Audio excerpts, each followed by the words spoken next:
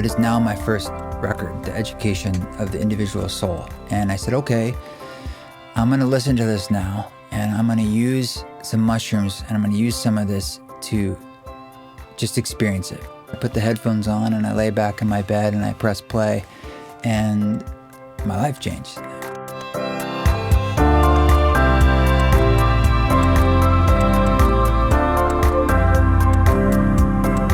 Psilocybin, which is the active ingredient in mushrooms, there's a lot of really amazing research that's been done in the past few years that's getting a lot of traction from Johns Hopkins and NYU about how there is definitely a medical benefit here, and it's going to be really interesting to see what happens over the next few years, because these plants, as a fungus, are offering something to us that I think we've just scratched the surface, that we've sort of thrown away, but there's something really powerful there for us to look at and use that I think can really help us empower ourselves to get through the challenges that we're facing now as a civilization, as individuals.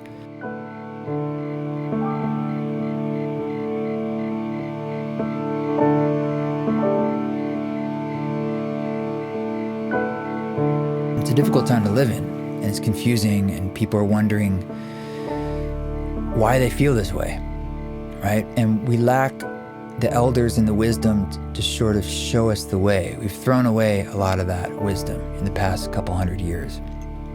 And there's a returning of this, and some of this stuff is really ancient, and it's there for the taking. But what we need is guides, and we need tools to help us navigate this stuff, because this stuff is not some kind of panacea that you take a pill and everything's healed. It's not that at all. It's like a hammer. You can build a house, or I can hit someone over the head. It's just a tool, and it's a very powerful tool.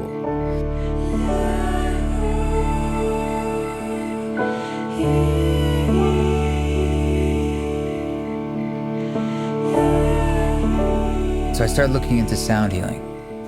And the two things to look at that are what was been done for thousands of years, essentially, like what have people been doing with sound and music in a purposeful, intentional way that had probably some kind of shamanic element or healing element, and that's why they were doing it, or ritualistic element, right? So what's going on there? And then in a modern sense, what do we know about that stuff, and how can we use this knowledge to say, like, what do we know about brain waves and in training the brain? In the same way that you have a drum, a pulse, right? In almost every shamanic ceremony, or a rattle, a shaker, that sort of like repetitious rhythm that's happening starts to entrain your brain, which induces a trance. This is not woo-woo stuff. This is just basic. This is what happens to your brain. And so I started looking at things like this, and I'm like, well, how can I start integrating these different techniques, kind of old and new, merging them mostly in an artistic sense into just my own, what I like artistically and musically, and that became the backbone of what I'm doing.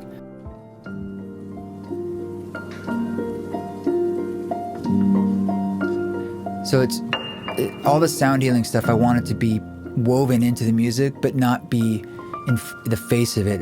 It's important to me that it's still beautiful music that you can just enjoy. And that's why people can listen to it and just study or make love or go on a hike. But there's something in there that's a little bit more intentional.